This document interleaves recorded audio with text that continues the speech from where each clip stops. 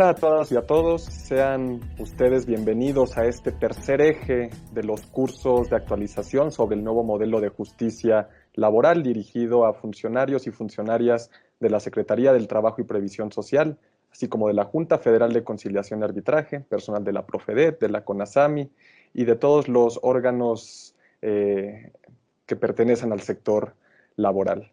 En este módulo, el módulo 6, hablaremos un poco sobre los cimientos o las bases del nuevo modelo laboral sindical. Vamos a hablar de la negociación colectiva, de la libertad sindical, del derecho a huelga, de la historia del sindicato, muchos temas importantes que nos ofrecen el marco teórico y las bases para poder entender la importancia y los alcances de este nuevo modelo laboral. Vamos a dar inicio con una reflexión y con una breve historia de lo que ha sido el movimiento sindical, tanto a nivel internacional como en el caso específico de México. ¿Cuáles son los orígenes del sindicato? Bueno, existen muchísimos teóricos académicos que coinciden que los orígenes del sindicalismo, del movimiento obrero en el mundo puede hallarse en el último tercio del siglo XVIII, cuando sucede en el mundo una transformación muy importante que es la revolución industrial.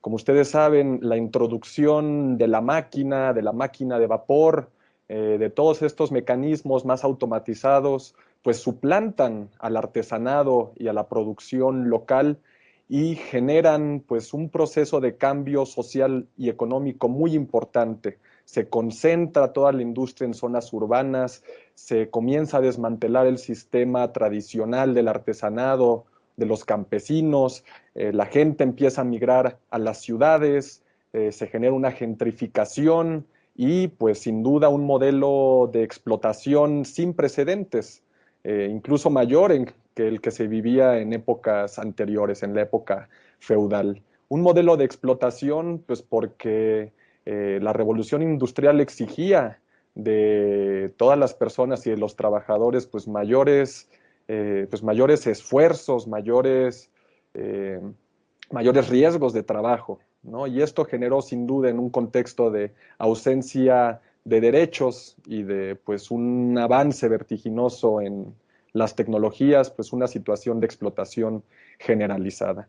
Y esta explotación, digamos, o esta situación de precarización en las condiciones de vida de las y los trabajadores en el mundo, pues también es uno de los elementos que más tarde se recogen en uno de los movimientos más importantes de finales de siglo XVIII, que es sin duda la Revolución Francesa. En 1789, todos sabemos, estalla esta revolución, es un paradigma, ¿no? Un parteaguas en la historia universal, ya que pues, es la primera vez que el pueblo organizado, digamos, aliado de una naciente burguesía, pues destrona pues, a un rey, ¿no?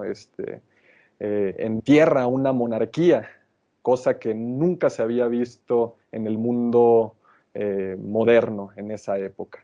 Y con la Revolución Francesa también existe pues algo muy importante que es necesario considerar, que es la Declaración de los Derechos del Hombre y del Ciudadano. Es esta declaración que recoge los principios liberales de libertad, de igualdad, de fraternidad, ¿no? Que coloca al hombre, o bueno, a la persona humana en el centro de los valores, de los nuevos modelos sociales y económicos y políticos, sobre todo, de esa época.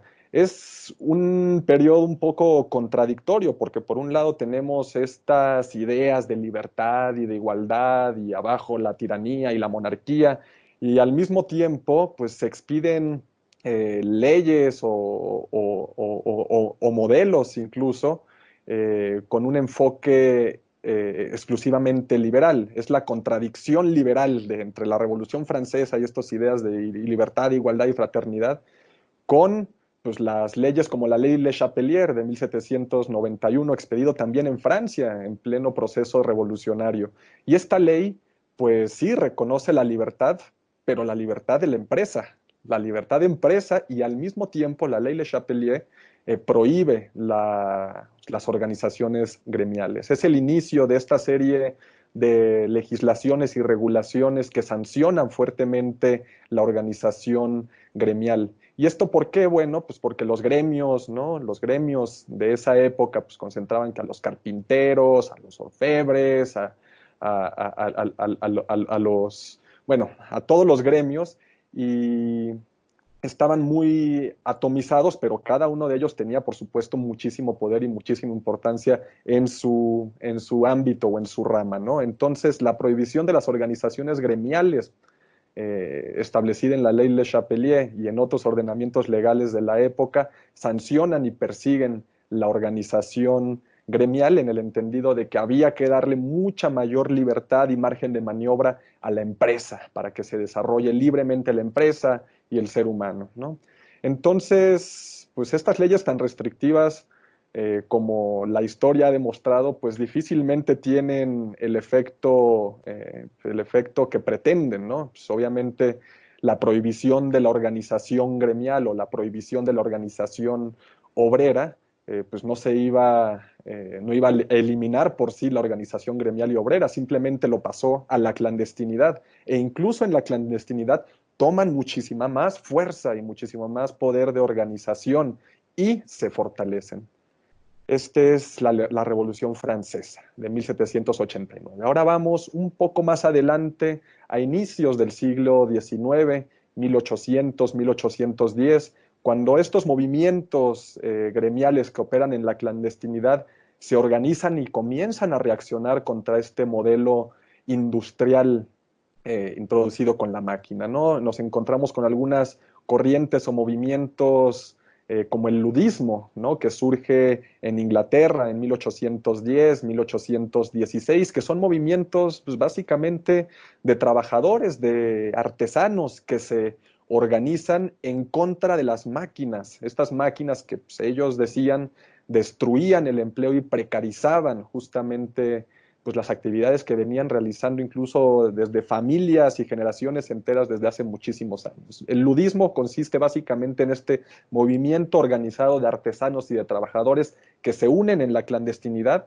para destruir las máquinas. Se meten a las fábricas y con marros y martillos y empiezan a destruir una noche pues todas las máquinas, ¿no? El ludismo es de estos primeros movimientos organizados que reaccionan activamente en contra de este modelo que se comenzaba a generalizar en Europa. Y también por esa misma época surge pues, el mutualismo, ¿no? También es un modelo de organización que igualmente surge sobre todo en Inglaterra y en Francia, por ahí de 1830, y pues el mutualismo consiste básicamente en estas agrupaciones de solidaridad obrera, ¿no? Se les llamaba la mutua, ¿no?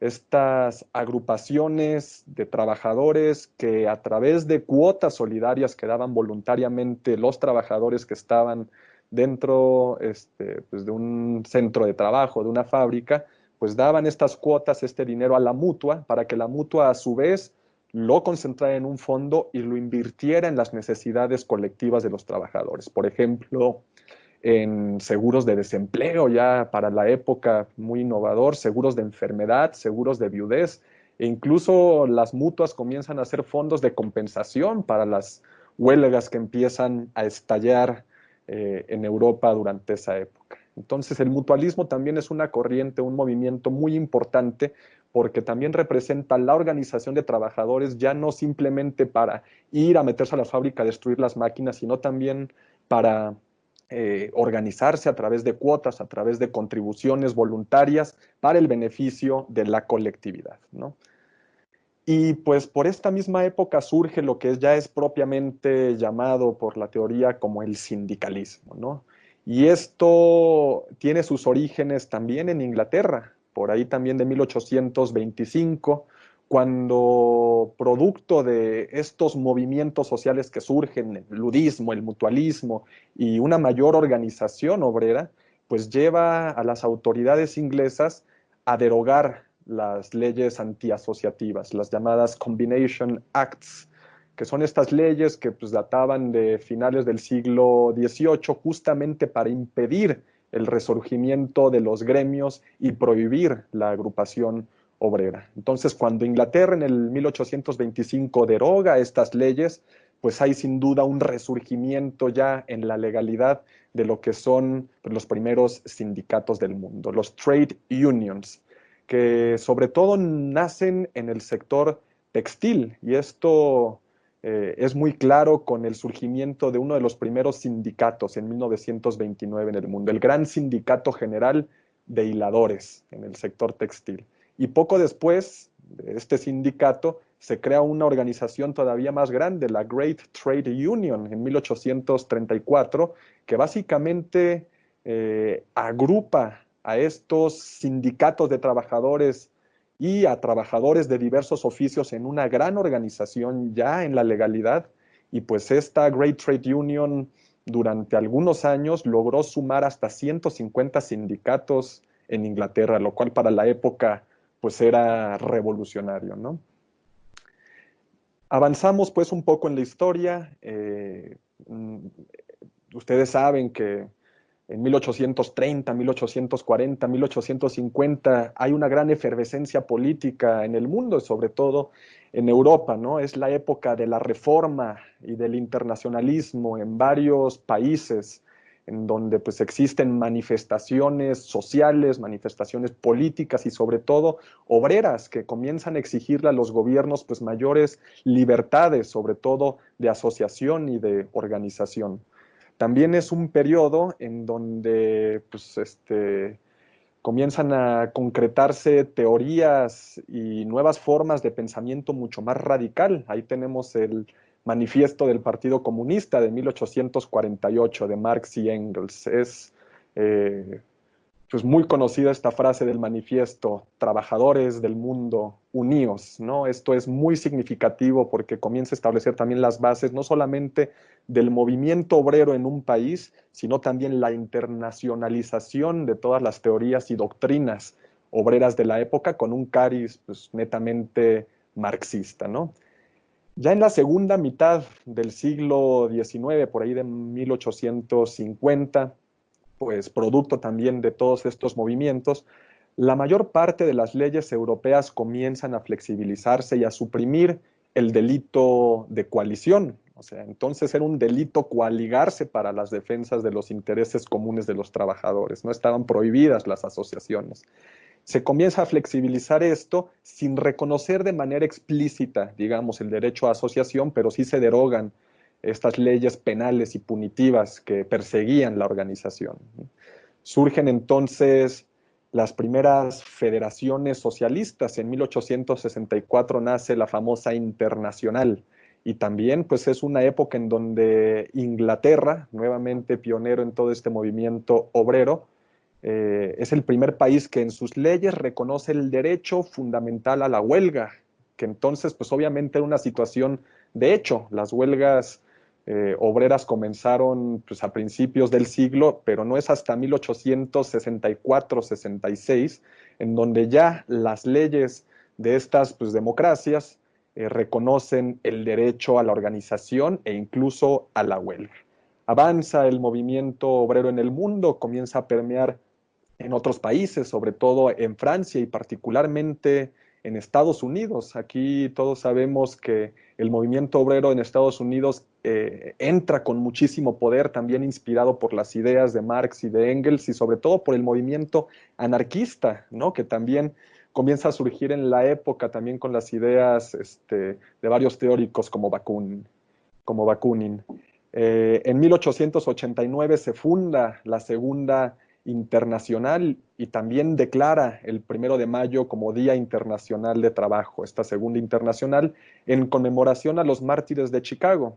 Recordarán también en aquella época pues un movimiento, una manifestación pacífica, obrera en el Haymarket en Chicago, en donde pues existe un conato ahí de confrontación, alguien avienta unas bombas, unas granadas, ¿no? Dicen que fue el gobierno para desestabilizar este movimiento, se agarran ahí a un conjunto de líderes anarquistas que estaban organizando estas protestas y los fusilan, ¿no? Estos son los mártires de Chicago y a raíz de esto, pues se declara el 1 de mayo como Día Internacional del Trabajo. Entonces ya estamos viendo cómo este movimiento obrero se internacionaliza, comienza a impactar en las legislaciones de varios países del mundo, se reforman las leyes de las democracias europeas, digamos, para reconocer el derecho a la huelga en Inglaterra, para derogar los delitos de coalición y fomentar el surgimiento de organizaciones obreras en varios de estos países. Y es aquí cuando el sindicalismo comienza a adoptar una identidad nacional propia, ¿no? En función de que se organizan movimientos y organizaciones sindicales en cada uno de los países, pues toman elementos nacionales, elementos que responden a su identidad social, a su realidad económica. Y bueno, tenemos a finales del siglo XIX este surgimiento de organizaciones más inclinadas hacia las características nacionales, a medida también de que se reconoce, y hay que decirlo, el voto universal y secreto en las democracias europeas, en Estados Unidos, también pues, en México en menor medida, pero el reconocimiento del voto universal y secreto tiene un enorme impacto en la reconfiguración de los esquemas políticos en estos países, porque por primera vez, a través del voto universal y secreto, los representantes de trabajadores, los sindicalistas de esa época que vienen de una época de clandestinidad y que comienzan a consolidarse, pues ellos ya también tienen acceso al poder público y político. Estos representantes acceden a los parlamentos, a posiciones de gobierno, y desde ahí comienzan obviamente a promover reformas, leyes, mejores condiciones de trabajo, de empleo y también a configurar un movimiento obrero, decíamos, con características nacionales en función de la realidad de cada país, ¿no?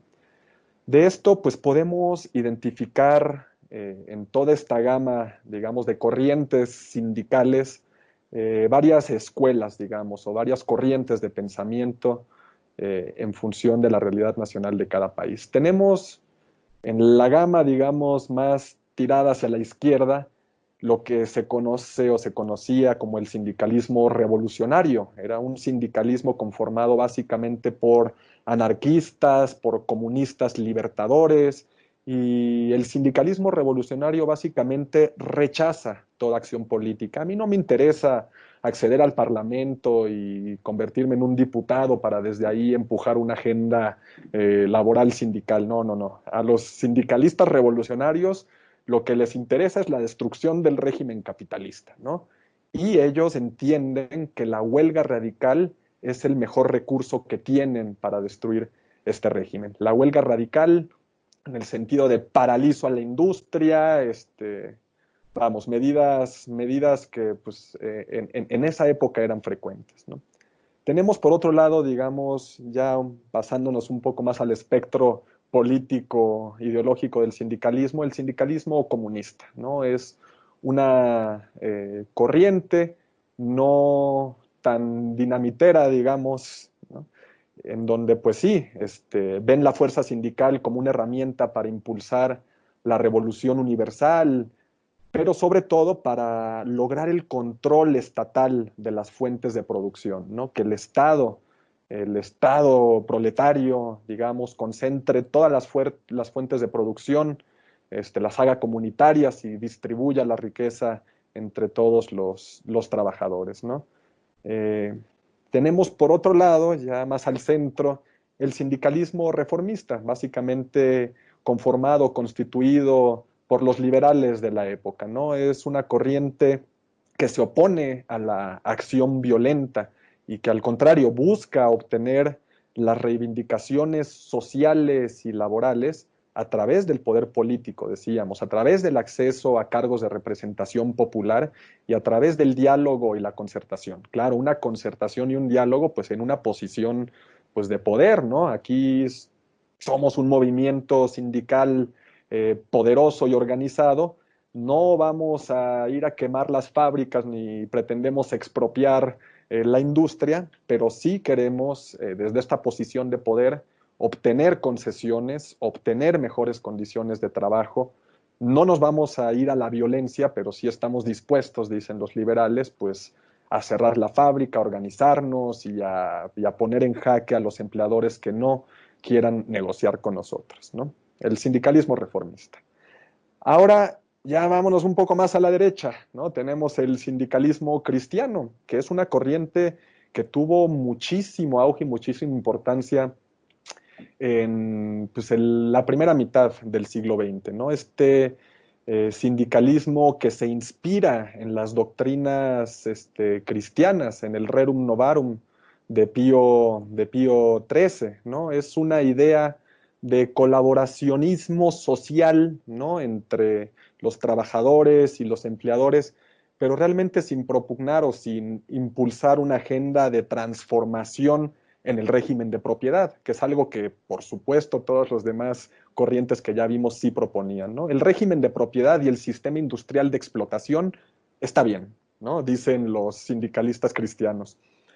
No queremos expropiar la propiedad privada. De hecho, estamos conformes en que todavía existan las haciendas y los latifundios. Lo único que queremos es que exista una colaboración social, ¿no? Que los trabajadores de las haciendas o de las fábricas pues sean pues, más involucrados, estén más involucrados en el curso de la empresa, en el curso de la hacienda, ¿no? Pero pues siguen siendo peones, siguen siendo proletarios y los jefes siguen siendo latifundistas y siguen siendo los meros y los potentados y los dueños de todos los pues, factores de la producción, ¿no? Y bueno, ya por último, ya en el extremo derecho, digamos, tenemos al sindicalismo de Estado, el sindicalismo nacionalista. Que vimos mucho en la Italia fascista o en la Alemania nazi, es una idea, una corriente sindical que busca más bien la asimilación de la fuerza y del poder sindical al régimen político, ¿no?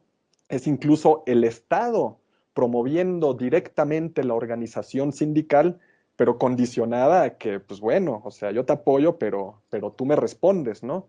Se asimila, pues, la organización sindical al régimen político, esto con una lógica de acrecentar el poder y el control del Estado sobre los sectores de la economía y sobre los sectores de la sociedad.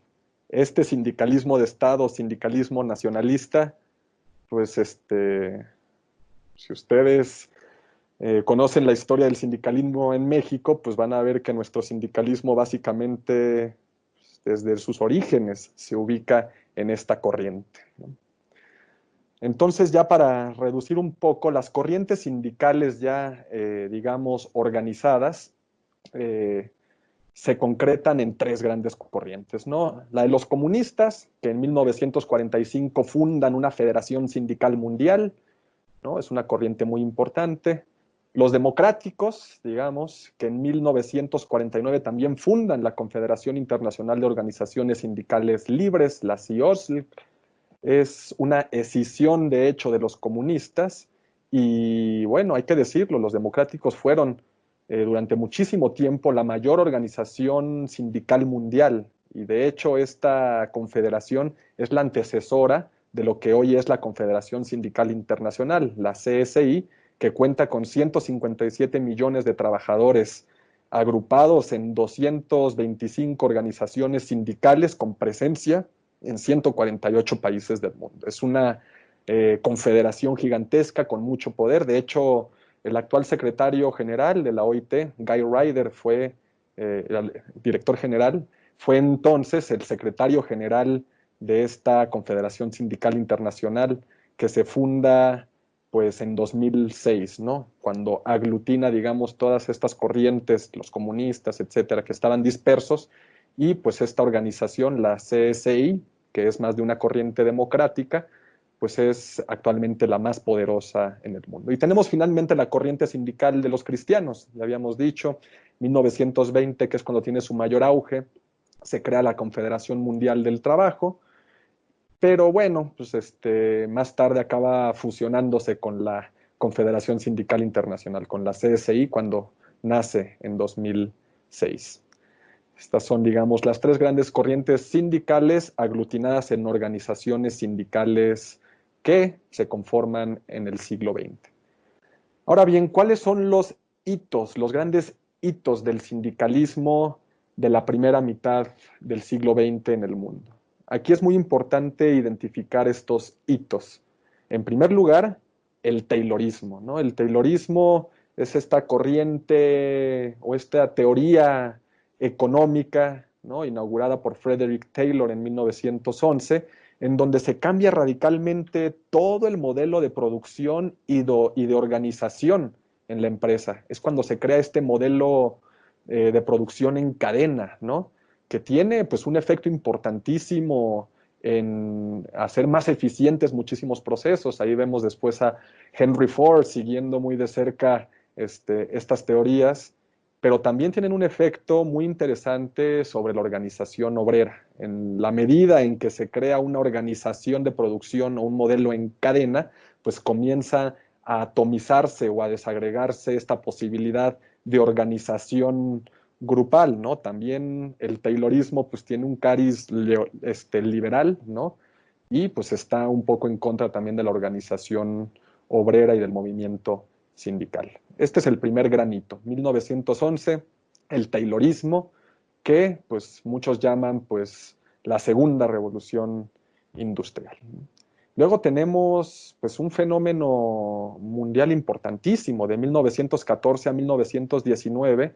El mundo se sume en una guerra catastrófica que diezma prácticamente una tercera parte pues de la juventud mundial, ¿no? Una tercera parte de la juventud muere en las trincheras, ¿no? Primero eran, pues, como pasa en toda guerra, lamentablemente, primero mandaban al frente de batalla pues, a los más pobres, a los más desprotegidos, a los campesinos, a los obreros, a los proletarios, y ellos son los que en buena medida pagan las consecuencias de esta gran guerra, ¿no? Pero ya después, en los últimos años de la Primera Guerra Mundial, pues ya no quedaban muchos obreros y campesinos, ya todos estaban muertos o minusválidos y también empezaron a mandar ya entonces a la clase media, clase alta, todos pagaron parejo en esta gran guerra, que tuvo efectos catastróficos. Y también en este contexto de la Primera Guerra Mundial, eh, pues hay un tercer hito, que es la Revolución Rusa de 1917. En plena guerra mundial surge o estalla esta revolución, ¿no? Encabezada por Lenin y pues, el zar Nicolás II y toda su familia son ejecutados, ¿no? Y se establece por primera vez en el mundo un estado obrero, un estado proletario, ¿no? Esto es un hito sin duda sin precedentes, ¿no? También empujado por esta situación que hablábamos. La Primera Guerra Mundial fue particularmente desastrosa para Rusia, ¿no? Porque pues, la Rusia zarista enviaba a las trincheras en primera línea a morir sin armas, pues a todo el campesinado, todo el proletariado que ya entonces se estaba comenzando a organizar, inspirado en buena medida también por las ideas marxistas, leninistas, ¿no? Entonces, el estallamiento de la Revolución Rusa es para el mundo un cisma, porque contagia, digamos, en un sentido bueno o malo, ya depende de quién lo vea, pero contagia estas ideas políticas y estos modelos de organización política ya estatalizado, ¿no? Un Estado obrero y proletario en varios países del mundo. Y esto también impulsa un hito muy importante que tenemos que tener en cuenta. En 1919, cuando concluye la Primera Guerra Mundial, ya con un Estado proletario en Rusia, pues se funda la Organización Internacional del Trabajo. Y esto hay que entenderlo como uno de los hitos más trascendentales dentro del movimiento obrero sindical, porque lo que hace la OIT es pues recoger todas las experiencias de los movimientos sindicales nacionales, recoger también las experiencias negativas de la clase trabajadora en buena parte de los países europeos y recoger también las demandas y las exigencias de una sociedad cada vez más sensibilizada sobre libertades y sobre derechos. Entonces, la fundación de la Organización Internacional del Trabajo, de la OIT, en 1919 es sumamente importante. Y aquí nos vamos a detener un momento en el preámbulo de la declaración de la OIT. Fíjense, 1919, el año pasado fue su centenario, ya es una organización muy vieja, más de 100 años. Y desde entonces, de 1919, fíjense con qué claridad y con qué sensibilidad estableció las bases, los principios y los fundamentos de lo que es pues la nueva visión de la justicia social como un motor indispensable para evitar el conflicto, ¿no? Después de la Primera Guerra Mundial. Muy rápidamente vamos a ver el preámbulo de la Declaración de la OIT. Considerando que la paz universal y permanente solo puede basarse en la justicia social. Bellísimo, ¿no? Y más aún, considerando que existen condiciones de trabajo que entrañan tal grado de injusticia, de miseria y de privaciones para un gran número de seres humanos, pues el reconocimiento de esta situación de explotación del hombre por el hombre, que el descontento causado constituye una amenaza para la paz y la armonía universales. Fíjense, este descontento, esta injusticia, esta miseria, esta explotación constituye una amenaza para la paz y la armonía de las naciones. Esto tiene un peso y una importancia muy trascendental.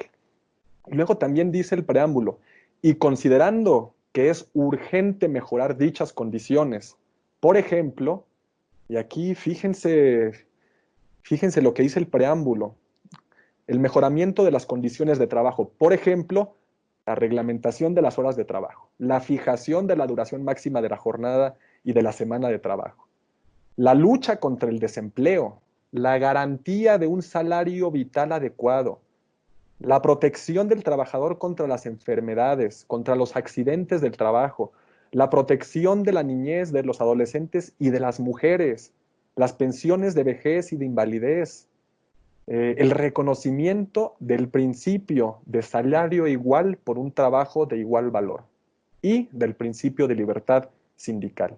Desde 1919, hace más de 100 años, la OIT recoge estos valores fundamentales sobre los cuales tiene que organizarse toda nación que pretenda tener un modelo laboral digno, decente, que combata las injusticias, las miserias y las privaciones que, por experiencia, ocasionan las grandes catástrofes, las revoluciones, las guerras. Todo esto se combate a través del mejoramiento de las condiciones de trabajo. Y la OIT desde entonces enuncia una serie de derechos que a la fecha siguen siendo pues, derechos fundamentales que dan vida o dan cara a lo que es el trabajo digno, ¿no? Por eso creemos que es muy importante mencionar y leer el preámbulo de la Declaración de la OIT. Y más allá, también el preámbulo dice, considerando que si cualquier nación no adoptase un régimen de trabajo realmente humano, esta grave omisión constituiría un obstáculo a los esfuerzos de otras naciones que deseen mejorar la suerte de sus trabajadores en sus propios países. Aquí también la OIT establece una regla de, pues caray, aquí es una responsabilidad que tenemos todos y si un Estado no adopta un régimen de trabajo digno y decente y humano, esta omisión en este país va a obstaculizar los esfuerzos de otros países que sí quieren mejorar las condiciones de trabajo. Y esto ya más adelante veremos por qué es tan trascendental este considerando preambular de una declaración que ya está cumpliendo 101 años. Y bueno, después la Declaración de Filadelfia de 1944, también en plena Segunda Guerra Mundial ahora, pues se reúne la Conferencia Internacional del Trabajo de la OIT, reafirma los principios fundamentales sobre los cuales está basada la OIT, establecidos en la declaración, y va más allá, habla de que el trabajo no es una mercancía, principio fundamental, habla de que la libertad de expresión y de asociación, libertad de asociación es esencial para el progreso constante, habla de que la pobreza es un peligro para la prosperidad de todos, y habla de que la lucha contra la necesidad consiste en un esfuerzo continuo y concertado, nacional e internacional, donde representantes de los trabajadores y de los empleadores, colaborando en un pie de estricta igualdad con los representantes de los gobiernos, participen en discusiones libres y en decisiones de carácter democrático para promover el bienestar común. Bueno, esta declaración de Filadelfia, digamos, es un anexo a la declaración de la OIT de 1919 que reafirma principios e incluso los lleva más lejos. Habla ya de la libertad de asociación como un principio fundamental para el progreso constante y habla de la participación en discusiones libres y decisiones democráticas entre las organizaciones de trabajadores y los empleadores y el gobierno para promover el bienestar común, ¿no? La OIT y los documentos fundacionales y constitutivos de la OIT son bellísimos, tienen un peso y una relevancia indiscutible, son los que tiran línea, digamos, en todos los procesos nacionales de mejoramiento de las condiciones de empleo y de trabajo. Por eso vale mucho la pena pues recordar a la OIT como un paraguas protector de derechos fundamentales laborales en todos los países del mundo. Ahora bien, esta fue la experiencia internacional, digamos, de el movimiento sindicalista y obrero. Pero, ¿cuál es la historia del sindicalismo en México? Pues ya decíamos, es muy particular y cada movimiento pues adquiere un cariz nacional en función pues, de la realidad que se vive en cada país. Podemos encontrar los orígenes del sindicalismo en México entre 1867 y 1877. Es cuando surgen estas primeras asociaciones mutualistas, cooperativistas, pero bueno, en realidad estas asociaciones son más prestamistas, tienen una función más de, órale, quieres tu seguro de desempleo, pero pásame tu cuota, son más administradoras, ¿no? Es la esencia, pues, de la mutua en estricto sentido, y si bien son las primeras asociaciones, digamos, de trabajadores, no es lo que entendemos hoy en día como un sindicato propiamente, ¿no?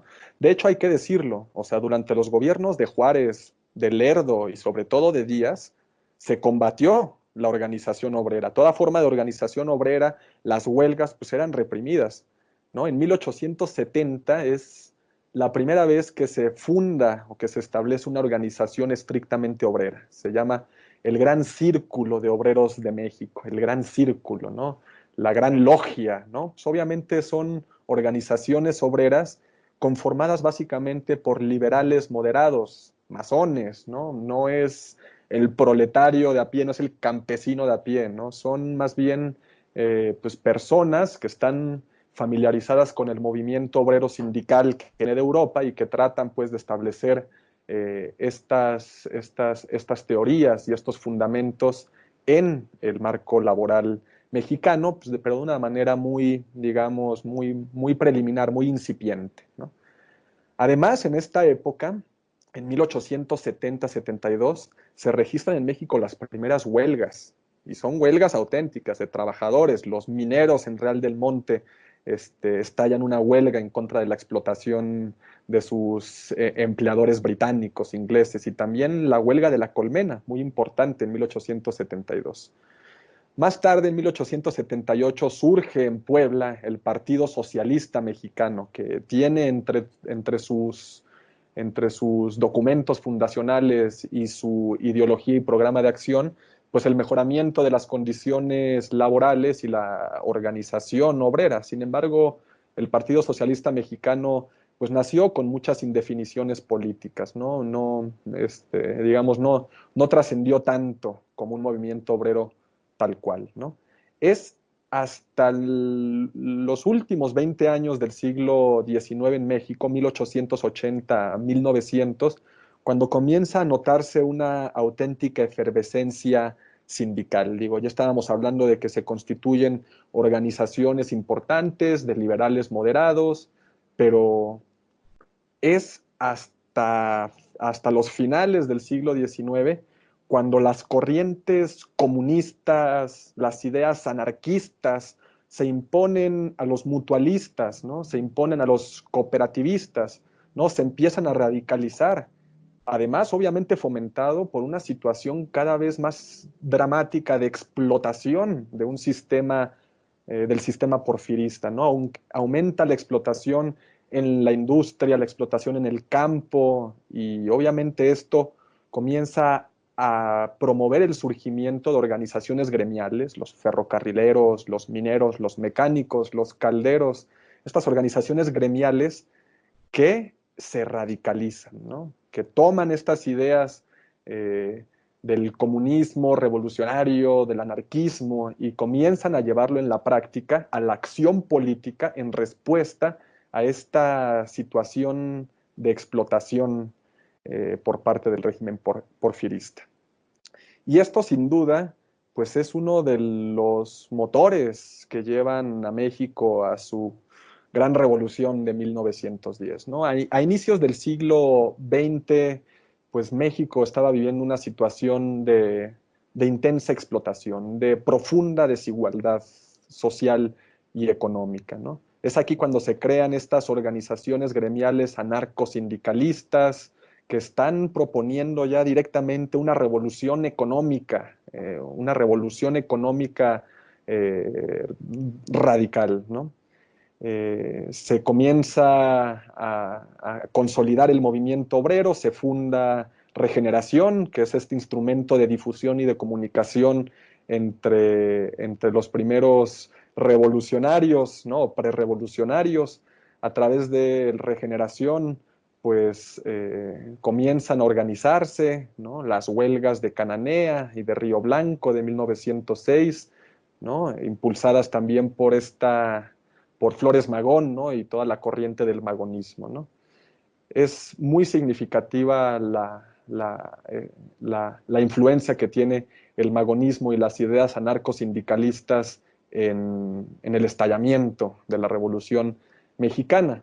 Y si bien pues, en la Revolución Mexicana participaron dentro del bando revolucionario, obviamente, pues, muchas organizaciones de trabajadores, y llegamos a 1917, ¿no? Y presumimos mucho que nuestra Constitución del 17 reconoce el artículo 123, que es la primera constitución social del mundo, incluso antes que la Revolución Rusa estableciera estos fundamentos en sus marcos legales.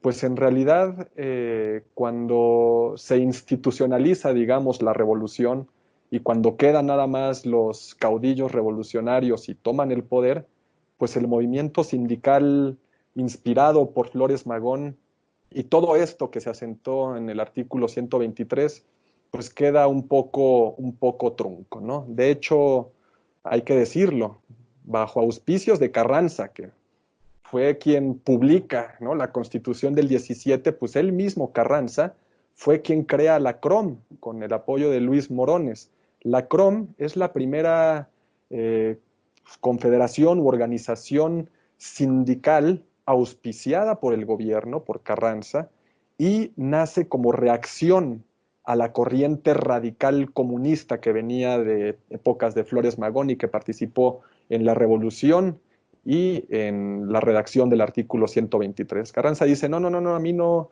me conviene tener a estos radicales comunistas todavía aquí, eh, ¿no? Alborotándome la gallera, ¿no? Yo quiero tener más bien a una organización que le haga reacción o que le haga contrapeso a estas corrientes radicales, pues para llevar la fiesta en paz y poder consolidar o institucionalizar la revolución, ¿no? Entonces, la CROM de Luis Morones es pues esta semilla del sindicalismo corporativista mexicano que hoy vivimos, ¿no? Una organización que desde sus inicios apoya directamente a Obregón, apoya directamente a Plutarco Elías Calles en las elecciones, ¿no? Una organización que se alía con el partido en turno, una organización que desconoce los movimientos obreros de la época, los ferrocarrileros y los transviarios que se organizan en 1921 para pedir mejores condiciones. Bueno, pues la CROM los desconoce y los persigue y apoya la persecución por el gobierno. Este modelo corporativista surge desde entonces y desde entonces pues se ha consolidado y se ha arraigado en nuestra cultura popular, nuestra idiosincrasia y nuestras leyes. Y digo nuestras leyes porque pues, debemos recordar que en este mismo periodo, ya un poco más adelante, con Plutarco Elías Calles, en 1931, pues se aprueba la Ley Federal del Trabajo. La Ley Federal del Trabajo, pues que hoy tenemos, data de 1931. ¿Y cómo nace esta Ley Federal del Trabajo? pues bueno, es básicamente Plutarco Elías Calles, que pues en uno de sus viajes a Italia, ¿no? A la Italia fascista de Mussolini, pues entrevista con varios funcionarios de por allá y les dice, oigan, está bien interesante su modelo sindical, la verdad me gusta mucho, ¿no? Entonces me lo voy a llevar a México. Se lleva copias del Códice del Laboro de Mussolini, ¿no? Y lo usa para hacer nuestra actual Ley Federal del Trabajo. Es una Ley Federal del Trabajo que establece los pilares del sindicalismo de Estado, del sindicalismo nacional, ¿no? Se crean las juntas de conciliación y arbitraje como pues, órganos para la solución de controversias laborales, pero también para el control de las controversias laborales y de pues, el sindicalismo en general. Y pues esta tendencia de ver a los sindicatos más como una herramienta del gobierno que una herramienta de los trabajadores, pues se consolida durante los siguientes años de nuestro México. Con el periodo de Cárdenas, por ejemplo, Cárdenas más inteligentemente también quiere desligarse o desmarcarse de Plutarco Elías Calles y comienza a promover la unión de los sectores de trabajadores radicales ajenos a la CROM. Estos que la CROM perseguía, bueno, la CROM era aliado de Plutarco Elías Calles, entonces Cárdenas dice, no, no, no, yo me voy a más bien aliar con los perseguidos, ¿no? Con los grupos más radicales y los voy a organizar, los voy a apoyar, los voy a respaldar justamente para hacerle un poco de contrapeso a la CROM y también como una válvula de escape para evitar que estos movimientos más radicales pues anduvieran por ahí dispersos haciendo desmanes, ¿no? Entonces en 1936 se funda la CTM, ¿no? Es una organización que a la fecha sigue siendo pues, la más importante y representativa de México, ¿no? Encabezada por Fidel Velázquez, por Lombardo Toledano, pues los lobitos les decían. Ya más adelante, en el 39, se funda la Federación de Sindicatos de Trabajadores al Servicio del Estado, ¿no? Porque pues, Cárdenas dice, muy bien, aquí tenemos a los trabajadores de la industria, a los trabajadores de lo que hoy conocemos como el apartado A, ¿no? Pero todos los trabajadores al servicio del Estado, pues también se desorganiza y se crea este sindicato único que aglutina a todos los trabajadores al servicio del Estado, ¿no? Se crea la FEDSE. Y ya poco después, en 1952, nace la CROC, ¿no? De esta Confederación Revolucionaria de Obreros y Campesinos, ¿no? Estas organizaciones poderosísimas, ¿no? Nacen en esa época y a la fecha pues, todavía siguen existiendo y siguen siendo organizaciones muy importantes y con mucho peso, ¿no? Desde allá datan y con esas ideas y con ese contexto nacen, ¿no? Nada más ahí lo dejamos, ¿no? Es este modelo el pivote de la alianza del Estado con el sector obrero oficialista, ¿no? En 1950, 60, pues estamos viviendo en México el famoso desarrollo estabilizador, pues económicamente a México le está yendo muy bien, hay crecimiento, entonces pues el gobierno tenía mucho mayor margen de mejorar las condiciones de los trabajadores, de establecer mejores prestaciones en los contratos colectivos y esto obviamente pues era una estrellita para estas grandes centrales obreras, ¿no? Las grandes centrales decían, ya ven, pues yo sí defiendo sus intereses, ya negocié con el gobierno un alza salarial, mayores días de vacaciones y no, pues por eso yo soy el bueno, ¿no? O sea, esta alianza del Estado con el sector obrero oficialista es impulsado en un periodo de crecimiento y bonanza económica. Este modelo se consolida a pesar, sin duda, de importantes movimientos obreros independientes que surgen por esa época, 1958, recordamos el movimiento ferrocarrilero encabezado por Demetrio Vallejo o el movimiento magisterial encabezado por Otón Salazar. Bueno, pues estos movimientos obreros independientes que surgían, pues eran brutalmente sofocados por el Estado, ¿no? Al Estado no le conviene tener sindicatos rijosos, ¿no? Entonces alguien se quería desligar o desmarcar de estas grandes organizaciones consentidas, pues contra ellos, ¿no? Y así fue durante mucho tiempo, a pesar de todos los cambios que vivía nuestro país, a pesar de la democratización, a pesar de la transición, a pesar del liberalismo o el neoliberalismo, del surgimiento de organismos autónomos como el INE, a pesar de todo esto, estos cambios nunca permearon en el mundo sindical mexicano. ¿Qué fue lo que cambió? Pues ya lo iremos viendo más adelante. Volvamos ahora un poco al plano internacional. Ya la maestra Susana Casado, en algunos módulos anteriores, explicó la historia, los principios, la organización y la importancia de la OIT, ¿no? Entonces ya no tocaremos ese tema. Yo solamente me voy a concentrar en el resurgimiento de la OIT a finales del siglo XX, ¿no? Cuando existen también profundas transformaciones en los modelos políticos y económicos en todo el mundo, ¿no? En el contexto, digamos, neoliberal. La OIT resurge con muchísimo poder a partir de la década de los años 80. Es una época en donde los esquemas productivos y las políticas económicas mundiales se transforman radicalmente, ¿no? Tenemos estas ideas del libre comercio, de la desregulación del mercado, de la no intervención del Estado en el mercado, de la privatización de la industria estatal, de la reducción significativa del gasto público. Es nuevamente una revolución industrial, ¿no? Le dicen la tercera o la cuarta, ya no sé en cuántas revoluciones van, pero esta es una revolución industrial que, como la primera, tuvo muchas consecuencias funestas para la gente, sobre todo para los más desprotegidos, ¿no? Migración, flexibilización laboral, salarios bajos y contenidos artificialmente, todas estas políticas neoliberales, llamémosle, impulsadas desde el consenso de Washington hacia el sector laboral y productivo, pues generan muchísima desigualdad en esa época. Es la época del neoliberalismo, ¿no? Las ideas de Hayek y de Friedman, que son los teóricos del modelo tecnócrata, ¿no? Del liberalismo tecnocrático. Y con Thatcher, Margaret Thatcher en Inglaterra y Ronald Reagan en Estados Unidos, que son sus primeros implementadores.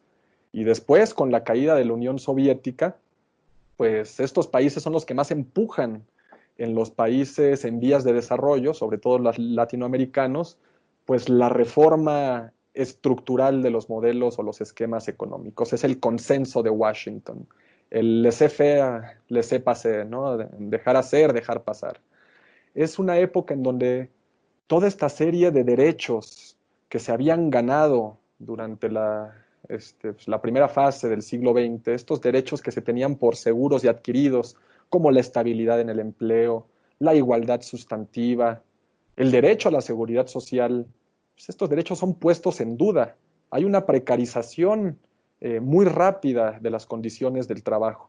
Y es en este contexto donde la OIT resurge como un paradigma que viene a poner orden, ¿no? Y dice, a ver, aquí recordemos cuáles son los fundamentos de la justicia social y la justicia social como un pivote para evitar la catástrofe, ¿no? La desigualdad y las amenazas a la paz, ¿no? Y entonces llega la OIT, pone orden y establece los principios que deben regir en un mundo cada vez más convulso, donde el trabajo se flexibiliza, ¿no? ¿Y cómo resurge la OIT? ¿En qué medida resurge? Bueno, ustedes saben que la OIT pues, tiene muchísimos convenios, 190. El último fue aprobado en la conferencia de los 100 años, el año pasado, un convenio para prevenir la discriminación, el acoso y la violencia laboral. Bueno, son 190 convenios totales que tienen la OIT, pero solamente 8 de ellos son fundamentales. Los convenios fundamentales agrupados en 4 grupos o en 4 categorías, ¿no? Tenemos por una parte la eliminación de la discriminación, convenios 100 y 111, la eliminación del trabajo forzoso u obligatorio, convenios 29 y 105, la abolición del trabajo infantil, convenios 138 y 182, y, muy importante, la libertad de asociación, libertad sindical y negociación colectiva, convenios 87 y 98. Ahora, ¿de dónde salen esta idea de convenios fundamentales? ¿O cuál es la consecuencia pues, que tienen estos convenios fundamentales, ¿no? En 1998, en este contexto de neoliberalismo, se reúne la OIT y emite, digamos, un documento importantísimo, ¿no? que es la Declaración de la OIT sobre los principios y los derechos fundamentales del trabajo. En esta declaración se establece con mucha claridad cuáles son los derechos laborales universales, los fundamentales, los esenciales, aquellos que deben aplicarse a todas las personas y en todos los países, independientemente de que los estados hayan ratificado o no estos convenios. Estos son instrumentos de tal peso que son de aplicación obligatoria. Imagínense, los estados que no han ratificado alguno de estos convenios fundamentales están obligados a presentar cada año una memoria en donde señalen por qué no lo han ratificado, cuáles son los obstáculos que impiden la ratificación, e incluso la OIT dice, pues te ofrezco asesoría técnica y todo para que estés en condiciones de ratificarlo. Ese es el peso, digamos, que tienen los convenios fundamentales, ¿no?